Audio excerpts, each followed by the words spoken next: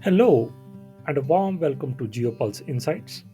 In a world where information is key, we strive to be your reliable source.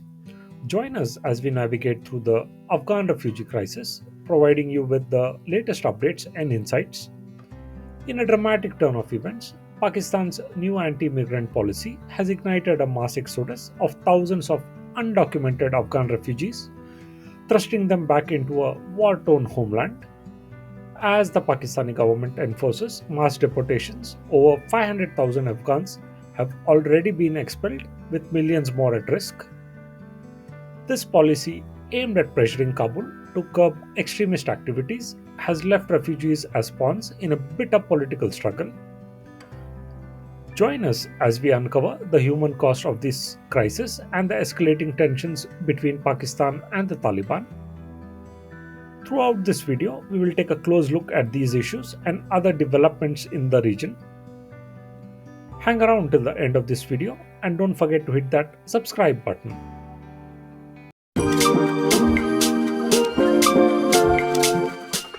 Pakistan's forced expulsion of Afghans follows earlier attempts like trade restrictions to pressure Kabul into controlling the Pakistani Taliban, whose attacks on military and police pose a serious security threat to Pakistan. The bilateral fight appears to center on Kabul's support for extremists who have wreaked havoc and killed hundreds in Pakistan over the last 2 years, or at least that is how Islamabad sees it, arguing that it is simply applying its own laws.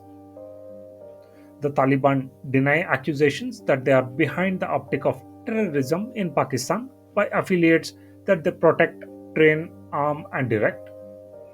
The irony is that Pakistan bankrolled the Taliban throughout their 20-year insurgency following their ouster from power during the US led invasion in 2001.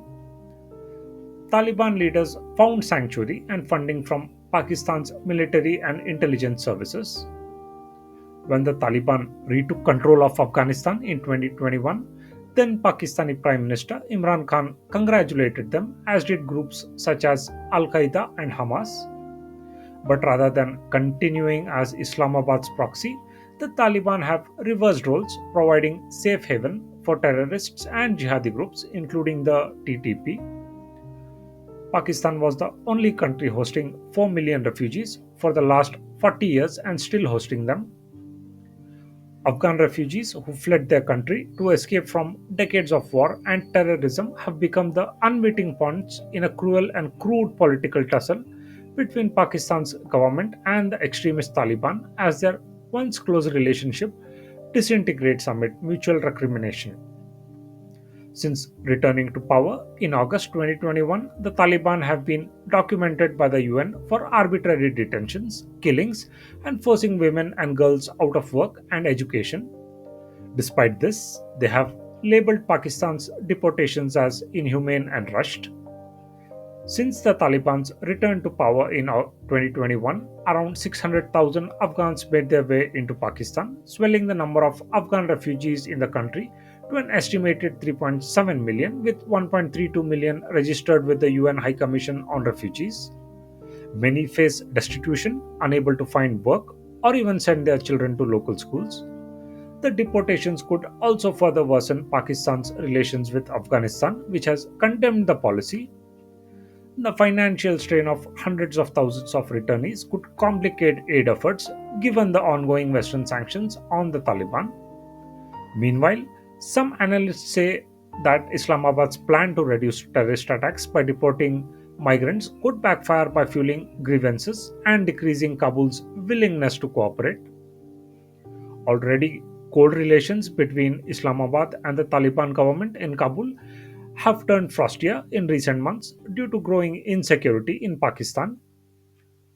Last month, Afghan officials accused Pakistan of killing 8 civilians, including children, in a series of airstrikes in Afghanistan's southeastern Paktika and coast provinces, a claim backed up by Washington.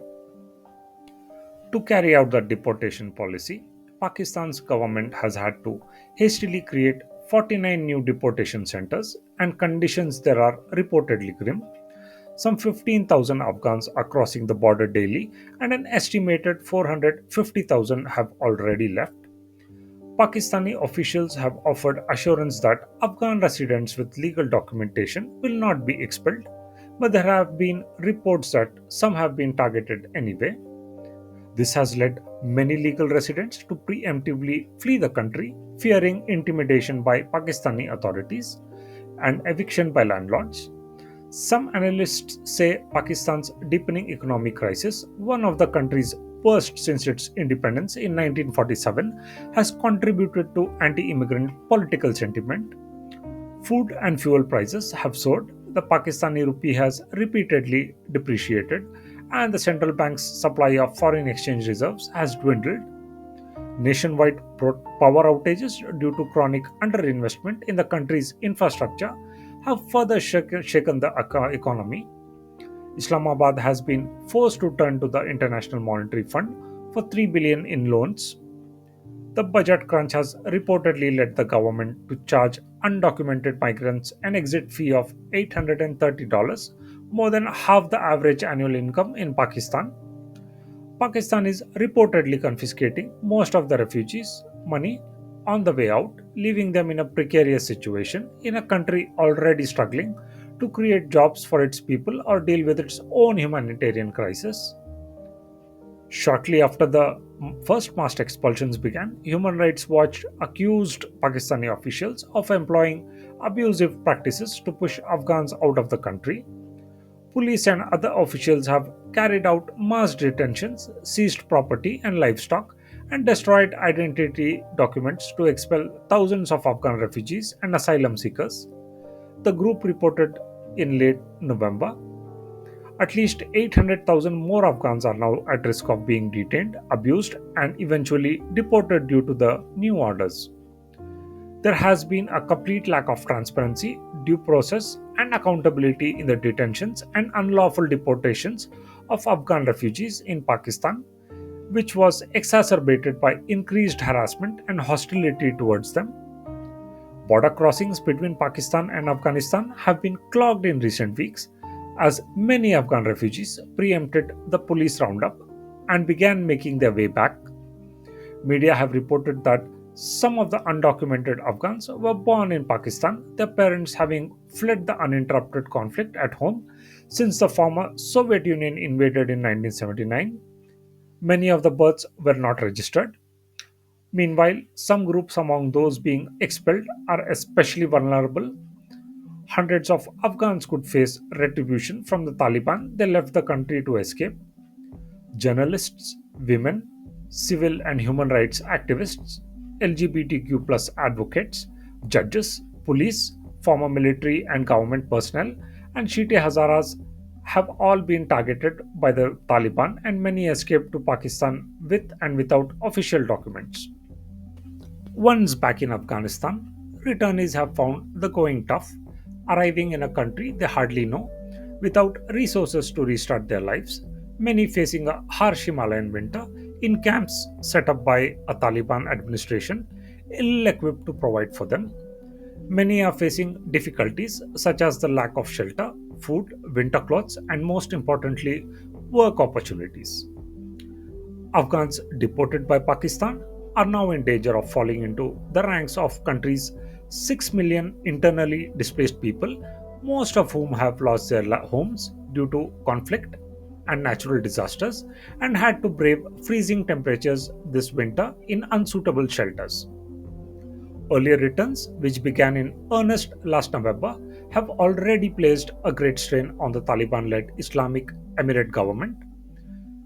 Kabul is currently trying to avoid a situation where thousands of people are left stranded in makeshift camps for years or even decades, as has been the case for many returnees and other displaced people over Afghanistan's tumultuous past 20 years.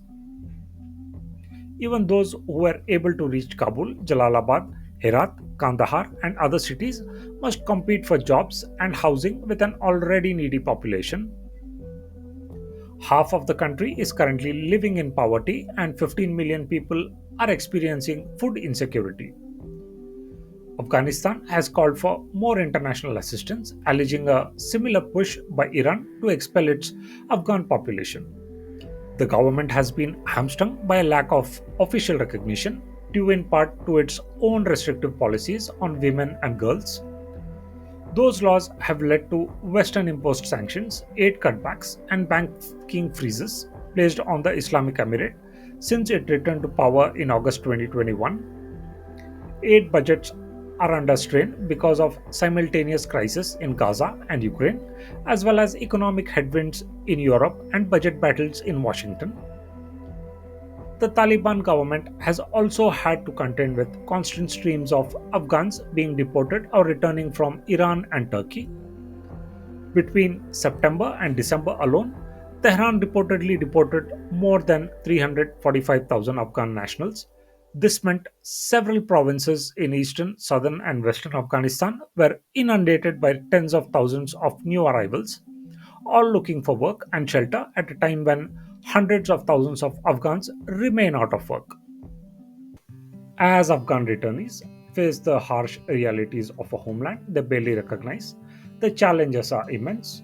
With limited resources, many are bracing for a brutal Himalayan winter in makeshift camps, lacking basic necessities like shelter, food, and work opportunities. The influx of deportees from Pakistan, Iran, and Turkey has only exacerbated the situation, pushing Afghanistan's already strained resources to the brink. The Taliban led government, grappling with a lack of international recognition and sanctions, struggles to provide for its people. The dire circumstances have left millions in poverty and food insecurity, with the most vulnerable bearing the brunt of this crisis. Calls for international assistance grow louder, but aid budgets are stretched thin due to concurrent global crisis. The plight of Afghan returnees underscores the urgent need for a coordinated global response. As the world watches, it is imperative to come together to support those caught in the crossfire of political and environmental turmoil. The resilience of the Afghan people is undeniable, but without meaningful intervention, their struggle for survival will continue to be a daunting battle. Stay informed and engaged with the latest developments in current affairs and international relations. Subscribe to our channel, post your comments, and join the conversation.